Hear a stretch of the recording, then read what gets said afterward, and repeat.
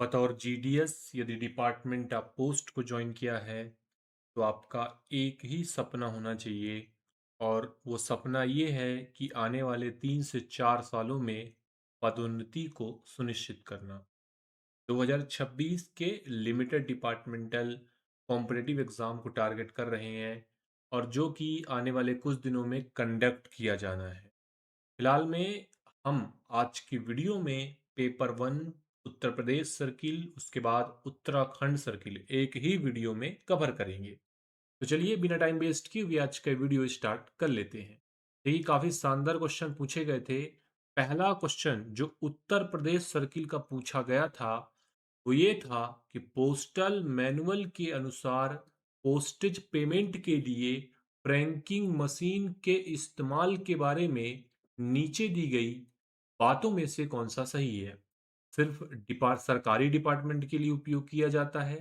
Franking machine का इस्तेमाल customer agreement के तहत पेमेंट एडवांस में करना होगा, बिल्कुल सही है। सही ढूंढना था, विकल्प नंबर बी आपका करेक्ट हो जाएगा। सिर्फ इंटरनेशनल मेल गलत है। इसके अलावा पेमेंट मेल डिस्पैच होने के बाद करेंगे, ये भी गलत है। ऑप्शन बी करेक्ट था। अगला क्वेश्चन आपकी स्क्रीन पर हमने सेट कर दिया। पहला क्वेश्चन हमने नहीं कवर किया क्योंकि वो क्वेश्चन डिलीट कर दिया गया था, गलत क्वेश्चन था।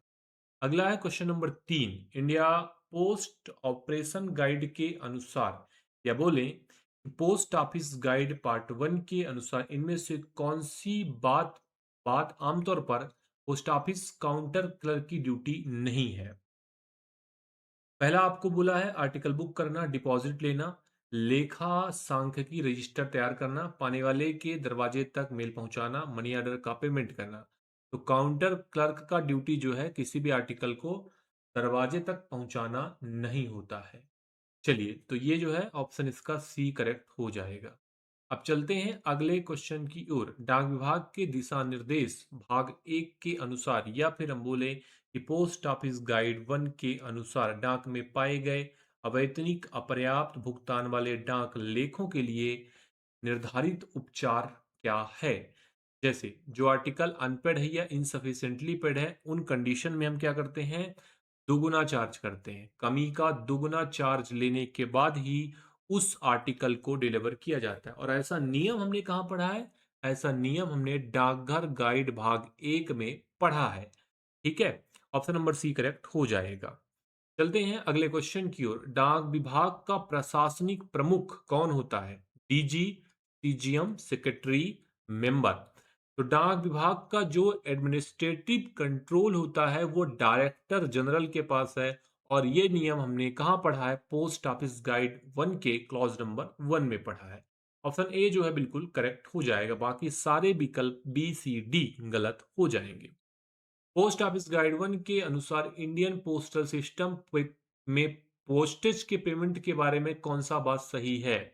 विच the following statement correct regarding payment of postage Indian postal system as per PO guide 1। Postage हमेशा एडहेसिव पोस्टेज स्टाम्प का इस्तेमाल करेंगे, गलत। हमेशा नहीं करेंगे, जब हमें लगेगा कि भाई इसका इस्तेमाल करना है कुछ कंडीशन में तब कर सकते हैं। ऑफिशियल लेटर पर हमेशा अकाउंटेबिलिटी के लिए पोस्टेज स्टाम्प करेंगे, गलत हो जाएगा। परमिशन वाली कंडीशन में पोस्टेज का पेमेंट स्टैम्प इम्प्रेशन या कैश में किया जा सकता है। Postage can be paid stamp impression या फिर कैश, इन तीनों में से किसी एक का उपयोग करके जो आपका पोस्टेज है वो पेड किया जा सकता है। अब चलते हैं अगले सवाल की ओर। बोला है एक बुक पैकेट का मैक्सिमम वेट जो कि 5 kg होगा, इस बात को नोट करके रखिएगा, आसान क्वेश्चन है। ऑप्शन ए करेक्ट हो जाएगा। एक ग्राहक है जो डाक से ऑयल की बोतल मतलब तेल की एक बोतल, कुछ दवाई और इसके अलावा एक धातु का औजार साधारण पार्सल से भेज रहा है। डाकघर गाइड भाग 1 के अनुसार डाक बुकिंग क्लर्क को क्या करना चाहिए। बिना किसी विशेष निर्देश के पार्सल स्वीकार कर लेगा, ऐसा हो नहीं सकता। पार्सल सीधे स्वीकार करे, गलत है। पार्सल तभी स्वीकार करेगा जब ग्राहक लिखित में घोषणा देगा कि आखिर में इस पार्सल के अंदर कौन सी चीज है। और दूसरा कंडीशन ये होगा कि उचित पैकिंग भी उसको करनी पड़ेगी। ठीक है, तो विकल्प नंबर सी को ध्यान रख लीजिएगा। चलिए, पोस्ट ऑफिस गाइड 1 के अनुसार निम्नलिखित में से कौन सा कार्य लेटर बॉक्स चपरासी का नहीं है? लेटर बॉक्स से पत्र कलेक्ट करना उसकी एक ड्यूटी है। पत्रों को खोलना, उनकी सामग्री की जांच करना, ये उसकी ड्यूटी नहीं है। पत्रों को खोलना, उसकी जांच करना उसकी ड्यूटी में नहीं आता। ये ऑप्शन हो जाएगा। लेटर बॉक्स सुरक्षित रूप से बंद करना उसकी ड्यूटी है। लेटर बॉक्स पर किसी प्रकार का कोई क्षति नहीं है, अगर क्षति है, छिड़खानी, तो पोस्टमास्टर को सूचना देना, ये भी ड्यूटी है। क्या ड्यूटी नहीं है? तो ये आपका बी करेक्ट हो गया है। चलते हैं अगले क्वेश्चन की ओर। निम्नलिखित में से कौन सा वस्तु डाक द्वारा केवल तभी भेजा जाएगा जब पोस्ट ऑफिस गाइड 1 के अनुसार विशिष्ट पैकिंग और घोषणा संबंधी आवश्यकता को पूरा करेगा? एक्सप्लोसिव गन पाउडर, इसके लिए जरूरत नहीं है। लाइव एनिमल नहीं होगा। लिक्विड और सेमी लिक्विड, जो लिक्विड होते हैं, द्रव होते हैं या सेमी द्रव होते हैं, उनको तभी डाक द्वारा भेजा जाता है जब वो प्रॉपर तरीके से विशिष्ट पैकिंग नियम का पालन करते हैं। विकल्प नंबर सी था क्वेश्चन नंबर 10 का उत्तर। अगला उत्तर प्रदेश ने पूछा था ज्ञान पोस्ट के बारे में कौन सा बात सही है, कौन सा कंडीशन सही है? विशिष्ट पते वाली होंगी और सतह मार्ग से भेजा जाएगा। हाँ जी, हमने क्या पढ़ा है, ज्ञान पोस्ट से जरूर एक क्वेश्चन आएगा क्योंकि ये नया प्रोडक्ट है हमारा। तो ज्ञान पोस्ट जो है एड्रेस स्पेसिफिक है, एड्रेस ही नहीं बल्कि ये पता विशिष्ट है। तो आपको क्या ध्यान रखना है कि ज्ञान पोस्ट पता विशिष्ट है। दूसरा, केबल सरफेस मोड से जाता है, केबल सरफेस मोड से जाता है, हवाई नहीं होगा। इसके अलावा ये प्राप्तकर्ता विशिष्ट नहीं होगा, हवाई नहीं होगा। तो विकल्प नंबर एक ही होगा, इस बात को नोट करिएगा।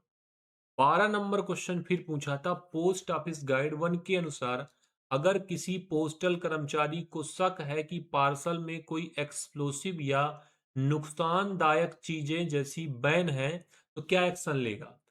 बिना खोले तुरंत आरटीएस, हमेशा की तरह डिलीवर लेकिन इंस्पेक्शन के रिमार्क दे, मार्क करे, पार्सल को अपने पास रखे, आगे के एक्शन के लिए ऑफिस हेड को रिपोर्ट करे। हमेशा जब किसी पार्सल पर कोई संदेह होता है तो उस कंडीशन में जो ऑफिस का इंचार्ज होता है उसको सूचना देना चाहिए और पार्सल को डिटेन करना चाहिए। Detain the parcel and report it to the head of office further action.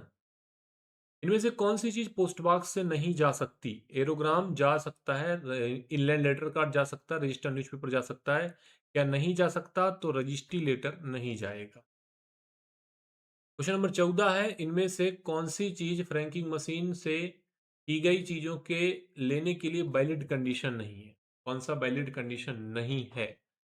Frank किए गए सामान को फ्रैंक की कीमत के अनुसार अलग अलग बंडल में डालेंगे, ये सही है, वैलिड कंडीशन है। पोस्टल सामान पर रिकॉर्ड की गई फ्रैंकिंग मशीन की छाप जहां तक हो सके एड्रेस साइड पर दाहिने हाथ ऊपरी किनारे पर, बिल्कुल सही है। लाइसेंस डाई की एक से अधिक छाप होगी, गलत है। वैल्यू डाई की एक से अधिक छाप होती है, लाइसेंस डाई की एक ही छाप होती है। ऐसा मैंने नियम बताया था कि लाइसेंस डाई की एक छाप होती है, एक से अधिक नहीं होती है। वैल्यू डाई की जो आप इंप्रेशन लगा रहे हैं, जिस पर आप पोस्टेज पेड कर रहे हैं, 30 रुपए 40 रुपए, वो एक से ज्यादा हो सकता है। तो विकल्प नंबर सी आपका करेक्ट हो जाएगा क्वेश्चन नंबर 14 का उत्तर। हमने पूछा था कौन सा कंडीशन नहीं है, तो यही कंडीशन नहीं है। ये जो आप ऑप्शन नंबर डी दिया है वो कंडीशन के अंतर्गत आता है। जो स्टेटमेंट दिए हैं फिर से फ्रैंकिंग मशीन के बारे में, पी और क्यू। पहला है पी, फ्रैंकिंग मशीन की सेटिंग मशीन धारकों के परिसर में की जा सकती है, मशीन को डाकघर में लाने की आवश्यकता नहीं है, तो ये सही है, बिल्कुल। लेटर बॉक्स में डाला गया कोई भी मशीन फ्रैंक आर्टिकल को अनपेड मानेंगे, ये भी सही है। ये दोनों बातें सही हो गई हैं, ये दोनों बातें जो है बिल्कुल सही हो गई है, तो ऑप्शन नंबर ए को टिक करेंगे। नीचे दिए गए सामान का इनलैंड पोस्ट से भेजना मना नहीं है। नुकीला हथियार ठीक से सुरक्षित नहीं है तो ये नहीं जाएगा, है ना। हमसे पूछा था कौन सा, मना नहीं है मतलब जा सकता है। कोई कवर है जिसके कवर पर आपत्तिजनक डिजाइन, निशान या कोई शब्द है, लॉटरी टिकट निषिद्ध है। 1, 2 और 3 मतलब ए बी और सी निषिद्ध है। 10,000 रुपए का, अब गाइड के अनुसार पूछ रहा है, देखिए, है ना, तो गाइड के अनुसार तो आपको पढ़ना पड़ेगा, मैं आपको कितने बार बता चुका हूं, और थोड़ा सा आपको भी इस बात को समझना है। कि भाई इनलैंड पोस्ट से एज पर गाइड जो नियम बताया सोना बुलियन कॉइन 10,000 रुपए से अधिक नहीं है तो भेजा जा सकता है। किसके अनुसार? गाइड 1 के अनुसार। International financial system money order यमो इनमें से किस देश ऑब्लिक पोस्टल ऑपरेटर में काम करता है? जैसे कि सिर्फ लॉ लॉ पोस्टे फ्रांस के साथ, यूएई के साथ, दोनों ला पोस्टे ग्रुप, ला पोस्टे फ्रांस और यूएई, दोनों इनमें से कोई नहीं। तो दोनों के साथ काम करता है, एक ला पोस्टे फ्रांस एंड यूएई। चलिए फ्रेंड्स, अगला क्वेश्चन है, इंडिया पोस्ट की वेबसाइट के अनुसार निम्नलिखित मंदिरों में से किस मंदिर के लिए प्रसादम सर्विस उपलब्ध नहीं है? तो ये हो जाएगा ऑप्शन नंबर बी। ठीक है, as per UP final answer की 2025। फ्रैंकिंग मशीन जो एक्सपायर हो गया उसके लिए किराया राशि जो है, जो आपका चार्ज है, रिन्यूअल फीस है, वो 475।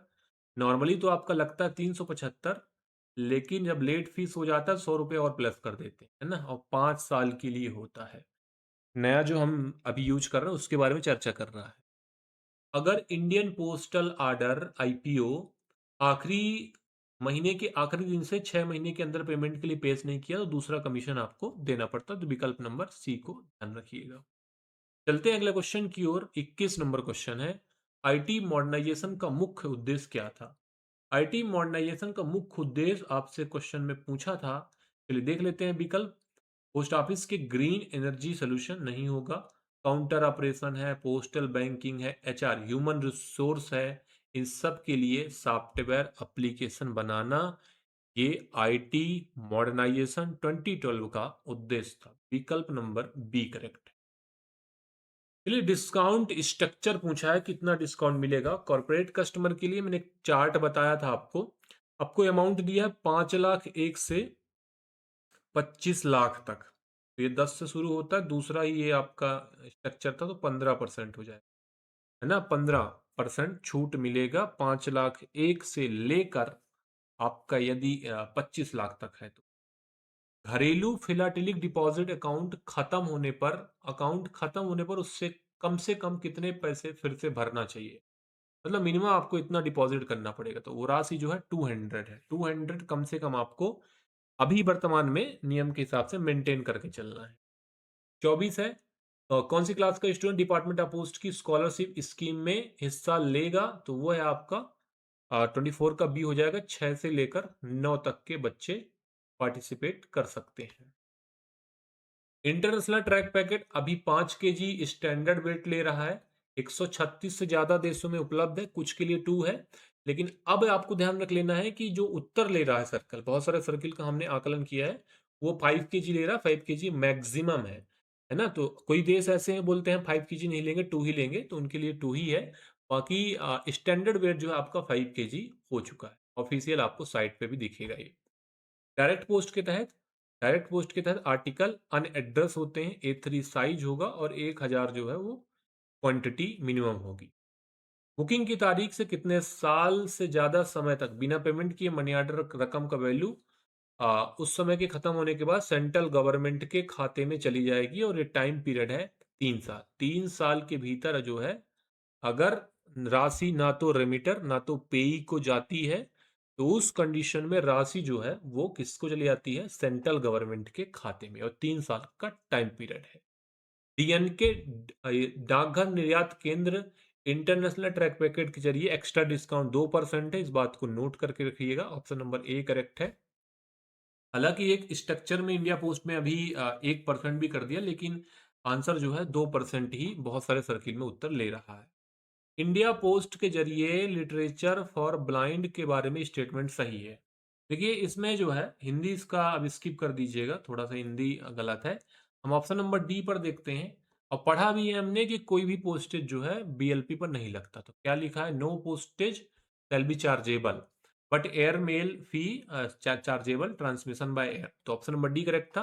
किसी और ऑप्शन में पोस्टेज शैल बी चार्जेबल गलत हो जाएगा। No postage chargeable air mail fee also not chargeable गलत हो जाएगा।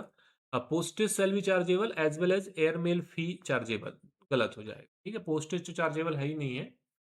ज्ञान पोस्ट के बारे में कौन सा कंडीशन सही है? मिनिमम वेट 300 ग्राम, मैक्सिमम वेट 500 ग्राम। 5 kg, ठीक है, 5000 ग्राम, नॉट 500। मिनिमम 300 ग्राम होगा और मैक्सिमम 5000 ग्राम होगा, 5 kg बोल सकते हैं। टैरिफ याद करके चले जाएगा, विकल्प नंबर ए करेक्ट था। बाकी ऑप्शन जो है पढ़ने का जरूरत नहीं है। मिनिमम 300 का और 5 kg का कितना चार्ज लगता है टैरिफ, मुझे कमेंट में जरूर बताइए। अब अगले क्वेश्चन क्यों चलते हैं। अगला जो आपका क्वेश्चन रहेगा वो रहेगा उत्तराखंड का। उत्तराखंड का पहला क्वेश्चन देखिए, डाक सेवा के लिए लगने वाले पोस्टेज की वसूली कैश, डिजिटल, पोस्टेज स्टाम्प सभी के माध्यम से हो सकती है। तो विकल्प हमारा कौन सा हो जाएगा, डी हो जाएगा। तो डी को हम सेलेक्ट कर लेंगे। बिना पेमेंट वाले ऑफिशियल सरकारी आर्टिकल जिस पर पेमेंट नहीं किया गया है, prepaid, double prepaid, free, none of the above. Clause number कौन सा है, 199 है। क्या बताता है भाई, बताता है कि सरकारी आर्टिकल पर चार्ज नहीं दिया तो हम क्या करेंगे, जितना लगना है प्रीपेड की दर से चार्ज कलेक्ट करेंगे। इंलैंड पोस्ट में कौन सी चीजें भेजना मना है। मौजूदा कानून के खिलाफ अश्लील कोई घटिया आर्टिकल है, जुड़ा लॉटरी से जुड़ा टिकट है, प्रपोजल है, ये सभी आपको ध्यान रखने हैं कि ये मना किया गया है। ये जो है प्रोहिबिटेड के कंडीशन में आता है। नेक्स्ट क्वेश्चन है, इन बातों पर गौर करें, कंसाइडर द फॉलोइंग स्टेटमेंट। जिन चीजों को स्टैंपिंग प्रेशर से कोई नुकसान होने का चांस है, मजबूत कवर में पैक करना है। पोस्ट ऑफिस ट्रांजिट के दौरान नाजुक चीजों की सेफ्टी पक्का करने के लिए सावधानी बरतते हैं, गलत हो जाएगा। पोस्ट ऑफिस कभी भी नाजुक आर्टिकल के लिए कोई सावधानी नहीं बरतता, ये बात आपको ध्यान रखना। पहला तो सही था, क्योंकि आपको अगर पता है कि भाई आर्टिकल कहीं ऐसे जगह से जा रहा है जिस पर दबाव ज्यादा होगा, तो आपको ठीक से पैक करना है, मजबूत इस तरह बंद करना है कि नुकीले किनारे ना हो, ये भी सही है। तो 1 और 3 सही था, कहाँ दिया था, बी में दिया था। 4 का उत्तर हो जाएगा आपका बी, और बी के लिए आपको ध्यान रखना दो स्टेटमेंट 1 और 3 सही थे। हर लेटर और पैकेट पर कम से कम 2, 3, 4, 1, कम से कम 2 का तारीख मोहर जरूरी है। आरपीएलआई के बारे में कौन सा सही है, गौर करें। पहला ग्रामीण इलाकों के लिए है, available to all resident, rural areas. Individual और ग्रुप दोनों तरह की इंश्योरेंस है, देखिए ग्रुप तो इसमें है नहीं है ना, इंडिविजुअल तो है ही। प्रीमियम का payment India post payment bank के माध्यम से हो सकता है। देखिए 1 सही था और 3 सही था, कहाँ दिया है, सी में दिया। क्वेश्चन नंबर 6 का उत्तर सी हो गया, ठीक है। ग्रुप में नहीं है, इसलिए ऑप्शन नंबर 2 गलत है। अगला है भाई क्वेश्चन नंबर आपका 7। क्या बोल रहा है, डॉट डॉट टीडी के अंतर्गत 1961-80 सी के लिए पात्र है। 5 साल का जो टीडी है वो इनकम टैक्स क्वालिफाई करता है, एटीसी 1961। बाकी जो टीडी है वो क्वालिफाई नहीं करेगा। जीडीएस बीपीएम या जो आपके जीडीएस के कार्यालय हैं वो 5 घंटे के लिए खोले जाते हैं, है ना। अगला क्वेश्चन है क्वेश्चन नंबर 9। पूछा था आपसे, क्वेश्चन नंबर 9 में बोला था कि निम्नलिखित स्टेटमेंट पर गौर करें, बताएं सही कौन सा है। तो लेटर पोस्ट का inland letter card letter box में डाले जा सकते हैं अगर पहले से पूरा भुगतान है, सही है। Machine frank article letter box में डाले जाते हैं, गलत है। लेटर बॉक्स पब्लिक जगहों में इंस्टॉल किए जाते हैं, सही है। 1 और 3 फिर सही हो गया है ना। तीनों में आपका 1 और 3 सही था, तो ये भी आपका 1 और 3 ही हो जाएगा। लगातार 3 क्वेश्चन में 1 और 3, 1 और 3। इंडिया पोस्ट की कौन सी सर्विस बिना बैंक अकाउंट के मनी ट्रांसफर कर देती है। मनी ऑर्डर जो है उसमें कोई अकाउंट सिस्टम नहीं लगता, डायरेक्ट जो है व्यक्ति को पैसा उसके घर पर पहुंचा दिया जाता है। विकल्प नंबर बी, पते के माध्यम से। चलो, अगर पोस्ट बॉक्स का किराया लेने वाला जो रेंटर है वो अपना एड्रेस बदलता है, तो हमने क्या पढ़ा है, रिन्यूअल करना है उसको तो 15 दिवस के भीतर, नहीं करना है सब कुछ, अगर एक्सपायर हो गया तो 15।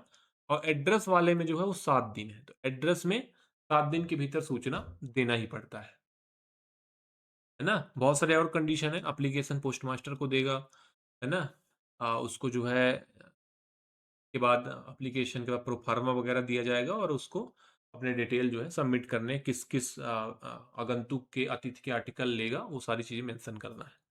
बल्क कस्टमर वह है जो स्पीड पोस्ट बुकिंग ऑफिस में कैलेंडर महीने में, एक महीने में, एक कैलेंडर मंथ में 30 दिन में, 31 दिन में 10,000 का बिजनेस देता है। तो कैलेंडर महीना हो जाएगा, ईयर नहीं होता। कौन सा, अगला क्वेश्चन था, इनमें से किस पॉलिसी में सरेंडर नहीं है। 3 साल बाद मिल जाएगा सरेंडर, इंडोमेंट में 3 मिल जाएगा, इसमें भी 3 मिल जाएगा।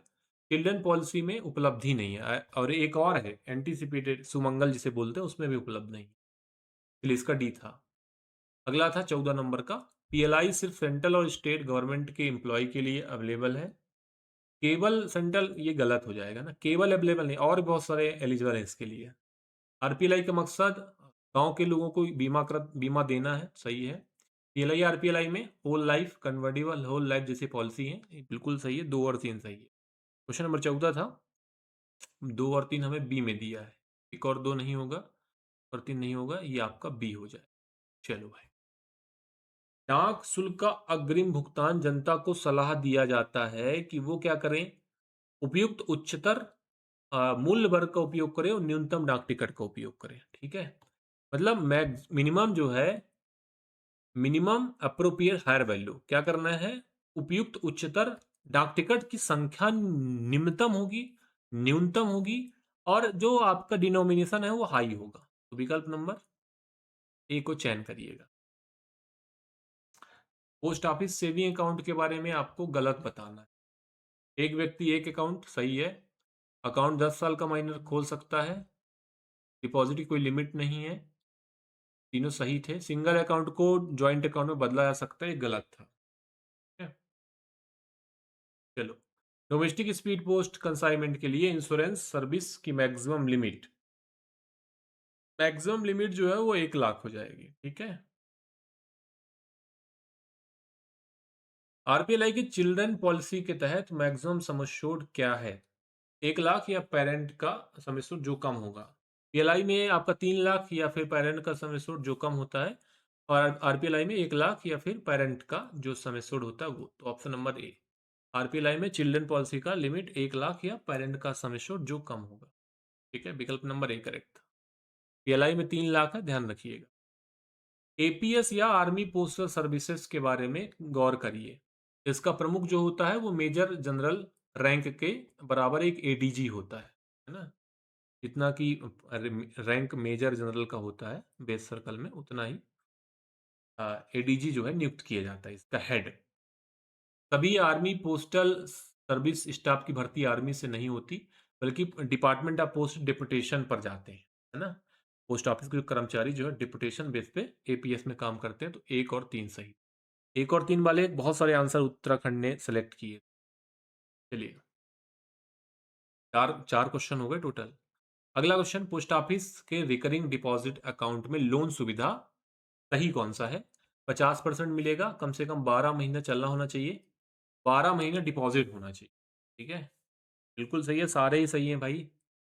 1 साल बाद मिलता, 12 महीना डिपॉजिट होगा, 12 महीना चलेगा तभी मिलेगा आपको लोन 50%। डाकघर बचत खाते में अब जो है नामांकन, opening, subsequent conversion of account to check closure. तो नामांकन जो है वो at the time of opening, खाता खोलते समय जरूरी हो गया है, और मैक्सिमम 4 नामांकन किसी भी स्मॉल सेविंग स्कीम में हो सकता है। आरएमएस में बीट का मतलब क्या होता है। बीट मतलब पोस्टमैन जहां डाक बांटता है, बीट मतलब जहां आरएमएस का मेल गार्ड मेल एजेंट काम करते हैं, उसे बीट होता है। या फिर कोई ऐसा जगह जहां सर्विस दी जाती है, वो बीट ही होती है। तो वही बोला, रेलवे स्टीमर लाइन का हिस्सा जहां पर आरएमएस सेक्शन काम करता है उसे बीट कहते हैं। बीट की परिभाषा हमने बहुत अच्छे तरीके से आपको बताई। इंश्योर्ड बैग किस इंश्योर्ड बैग किस काम आता है। विदेशी पार्सल इंश्योर्ड लेटर, पार्सल को ज्यादा सुरक्षा देना। इंश्योर्ड बैग हमेशा किसी ना किसी बैग के अंदर भेजा जाता है, पार्सल बैग, मेल बैग। लेकिन इंश्योर्ड बैग का उद्देश्य क्या होता है कि provide greater security to insured parcel. Option number C करें। डाकघर बचत खाते में कौन सी सुविधा, chequebook, ATM, e banking, mobile, Aadhaar seeding, Atal pension, ये सब मिलेगा आपको, ये बात आपको ध्यान रखना, ये सब मिल जाएगा आपको भाई। चलो, अगला देखो, ईएपीएलआई इंश्योरेंस लेने वाले की मौत होने पर नॉमिनी या कानूनी वारिस को बोनस के साथ जमा रकम दे दी जाती है। 25 का भी हो जाएगा, पूरा एक्यूरेट बोनस जो है आपको प्रोवाइड कर दिया जाएगा। देखिए, अगर आपको वीडियो पसंद आएगा तो एक लाइक जरूर करिएगा। अगर आपको स्क्रीन पर जो पीडीएफ दिख रहा है वो चाहिए, या फिर आप विभागीय परीक्षा के एस्पिरेंट हैं और आपको किसी प्रकार की मटेरियल की जरूरत है, तो स्क्रीन पर एक पट्टी है, हमारा ऑफिशियल नंबर है, सीधे संपर्क आप कर सकते हैं। क्योंकि अब हम 2027 के एलडीसी को टारगेट करने वाले हैं आने वाले कुछ ही दिनों में। चलिए फ्रेंड्स, तो वीडियो अपने दोस्तों, अपने जो भी जीडीएस बंधु हैं, आपके दोस्त हैं, उन तक साझा जरूर करिए। पार्सल बैग क्या है, जिस पर रजिस्ट्री, भीपी, इंश्योर्ड, पार्सल लिस्ट ये सभी होते हैं। जिस पर सिर्फ अनरजिस्टर्ड पार्सल होते हैं, सिर्फ स्पीड पोस्ट होते हैं। नहीं, विकल्प नंबर ए उपयुक्त है। देखिए, पार्सल बैग में registered VP insured parcel list, ये सब चीजें डाली जाती हैं। विकल्प नंबर ए को ध्यान रख लें।